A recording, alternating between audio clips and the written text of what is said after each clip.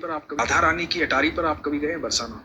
बिल्कुल। उससे नीचे एक समाधि बनी है गुलाब खान की।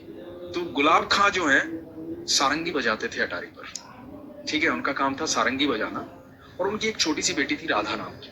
तो राधा जो है वो बस एक बेटी थी, पत्नी उनकी थी नहीं। तो राधा नृत्य करती थी जब वो सारंगी बजाते थे, कीर्तन होता था, सारे लोग मिलकर के कीर्तन करते थे अटारी पर राधा रानी को प्रसन्न करने के लिए, सुबह शाम ये होता था। और यही उनकी दिनचर्या थी और यही जीवन यापन का साधन भी था। तो वहीं से उनको भोजन प्राप्त होता था, जो प्रसाद में मिलता था वही ग्रहण करते थे बेटी और बाप जो है। तो ऐसे करते करते समय बीतता जा रहा था, राधा बड़ी होती जा रही थी। जब राधा बड़ी हो गई तो वहां के गोस्वामी जी ने, कुछ लोगों ने कहा कि भाई राधा का विवाह कर दे, शादी कर दे।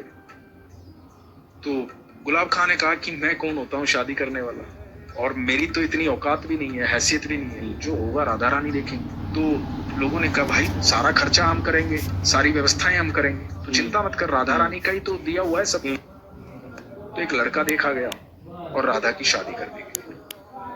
अब जब राधा की शादी हो गई तो गुलाब खां से ये जो वियोग था ना, ये सहन नहीं।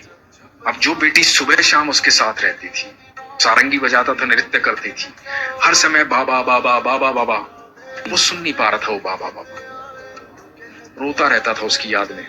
लोगों ने बहुत समझाया कि बेटी पराया धन होती है।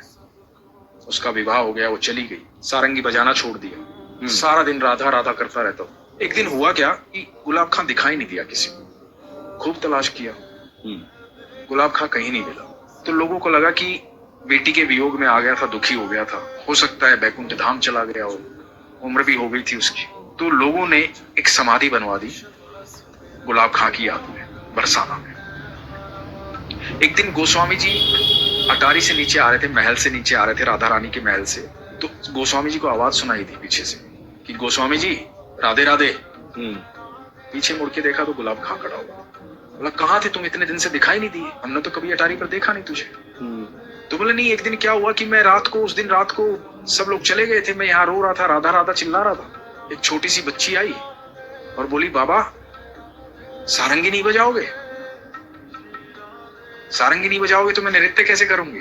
मैंने सारंगी बजाई, वो मेरे को अंदर लेकर चली गई महल के, और महल में वहां ठाकुर जी थे, राधा रानी थी, और रास हो रहा था।